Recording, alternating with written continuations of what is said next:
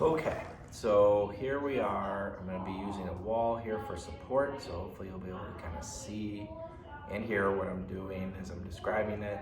But this is how I'd like you to practice it, just to make sure you have good stability and support by stabilizing the wall. We're going to be primarily talking about the 3 planes of motion, how to differentiate and control and even combine those things functionally. So we want to be able to do that smoothly, easily, and comprehensively. And again, as you practice, you want to make sure that this feels more and more organic, natural, comfortable, and less thinking and more feeling and reacting, or reflexive kind of adjustments to make it more better integrated into your movement patterns with less conscious awareness and thought involved, so that it's more natural. Okay, so here we go. So I'm going to start here. So I am going to go into a stride like this. So you can see on my right side. So if I kick back into my glute, into my buttock there, you might think that because I'm driving my pelvis back, that I'm in fact engaging through working through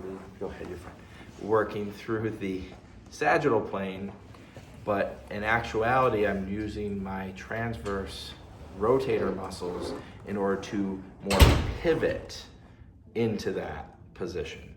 So it's a little deceiving, it's a little tricky, but once you get a feel for like the actual rotation, it'll make a lot more sense, especially tied in with something like walking, where we're twisting, turning up here, but we're also loading, driving by pivoting back initially into that hip and that glute, and that allows you to key into the glute with the core, which are sagittal plane muscles that ultimately work in this plane, versus the transverse plane, rotate here and rotate here, but see how it translates my hip back. That's really important.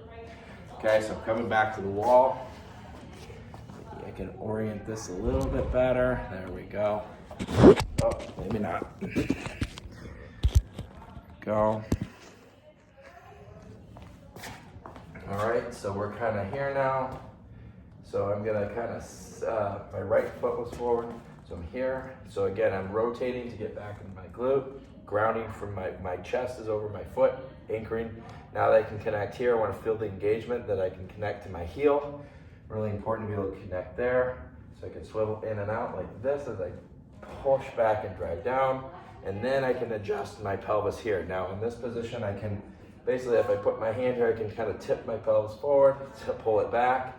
The pull back, you'll feel is a little more work usually, because that's where we're gonna work that glute. And that's where you need to work when you're down here. Now as we come up tall and I straighten my knee, still in stride, okay? I'm coming more to a neutral here, rather than pulling back so hard. So I'm gonna be a combination of here and here to level and steady the pelvis more neutrally, okay? There. Okay, then the last one is I can rotate and pivot here. It's not the last one actually, but I can rotate in the hip as well as up in the trunk, and the trunk controls the pelvis, but I can rotate the hip. So I want to be more down here with them flexed, more externally rotated, but again, by kicking back here, so I don't overwork these deep muscles. I'm working the glute and the sagittal, not so much the transverse and the hip here. When I come up, more neutral. And then the last one is, this is where this is gonna kick in. I'm gonna hike this hip. I'm gonna lift my left by driving down on the right to use my gluteus medius to leverage that up. And I might use these muscles here to hike the hip on the other side, and that balances out the the frontal plane. Okay, so it is confusing, right?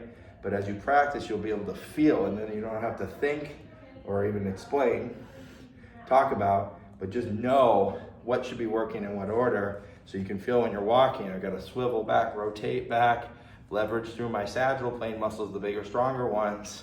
And then I also, as I get up taller, I'm going to engage more the frontal plane to hike, to lift, to get ground clearance, to swing through here. Again, pull back here, same thing, swivel back, load the glute, engage sagittally, control that, leverage, lift, march, to take the next step. So I'm doing this in exaggeration so you can kind of see it better, and you should practice in exaggeration so you can feel it better. And then as you continue to practice, start to refine these movements so you'll be able to do it in a much more subtle and nuanced manner, which again is a more natural way to go about doing things, but it does require a certain level of awareness, practice, and skill.